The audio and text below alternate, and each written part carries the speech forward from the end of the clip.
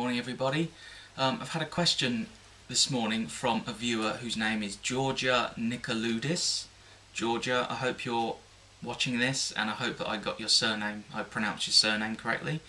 And Georgia says, "Thank you for sharing, Mark. Very interesting recipe for your stir fry. I wonder if you have read about the benefits of olive oil.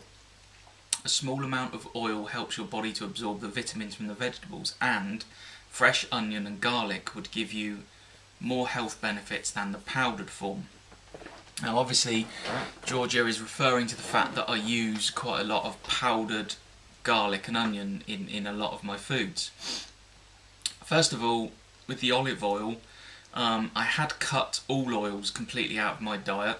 Been following the Starch solution, Dr. McDougall, getting fitter and healthier, losing weight, but I will soon be reintroducing some oil into my diet, particularly very good quality olive oil. I grow a lot of my own food and I've got a lot of basil growing at the moment, and that's almost ready for its first harvest, so I will be making lots of beautiful fresh pesto, basil, olive oil.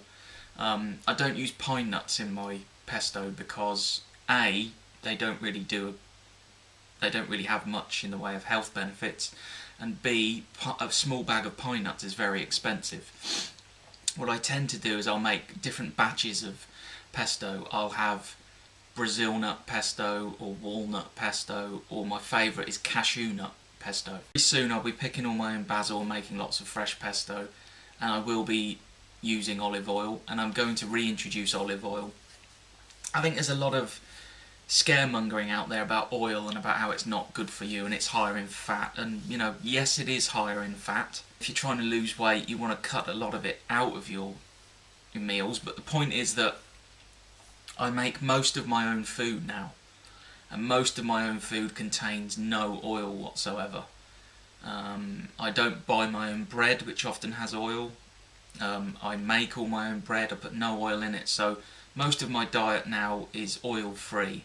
So by introducing oil into some of the things I cook, I am in complete control of how much oil I have. I think you're right that having some good quality olive oil will actually be of benefit. People in Greece and in southern Italy and parts of Spain, they eat a very good, healthy, clean diet that contains lots of olive oil. So a lot of people saying olive oil is bad for you, if you look at the kind of people who consume a lot of olive oil in their diet, they do tend to be very healthy, fit people, so olive oil will be coming back into my diet. The second part of your question is about fresh onion and garlic will give you more health benefits in powdered form.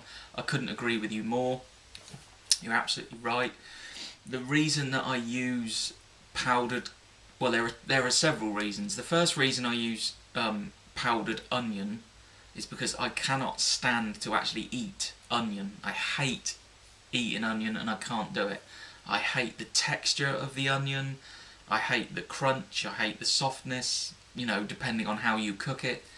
I've tried to cook onions and fry them, cook them, do all sorts of things, and I just can't stand the texture of onion, so I can only consume onion by using powdered onion. I figure if I can't eat onion actually from the bulb, then I figure powdered onion is the next best thing. What I will be doing next year is I'm planning on growing lots of my own onions.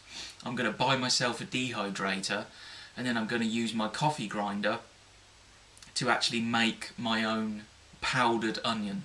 So I'll dehydrate the onions, slice the onions, dehydrate them in a dehydrator, and then powder them up with my coffee grinder. Obviously that will be a healthier option than buying powdered onion from the supermarket, because my onions will be grown organically, they'll be using permaculture techniques, and then I'll be dehydrating them, I'll be turning them into powder, so I know exactly how good and clean and healthy my onion powder is. The reason that I use garlic powder is very simply because I don't have fresh garlics at the moment. I've got lots of fresh garlics grown on my allotment in Thiel, and I will be pulling them from the ground within the next 1 or 2 weeks because they're almost ready. It's the middle of June, so garlics are pretty much ready to come out. I will have fresh garlic all the time, and I won't be having garlic powder. I will be putting garlic powder into my flatbreads because putting powdered garlic into a bread recipe is much easier than putting pieces of garlic, because it's very easy to burn garlic, and for anyone that's ever tasted burnt garlic, you'll know that it's absolutely vile. If you burn garlic, you just shouldn't eat it because it's disgusting. The garlics that you buy at the supermarket here in Britain are absolutely useless garlics. You get them in little nets, you tend to get them 3 in a little net, and they're perfectly, almost rounded, and they're perfect little colour, and there's no blemishes, there's no marks on them. And most people think having a perfectly shaped, perfectly white garlic is a sign of its goodness. Well, it's not.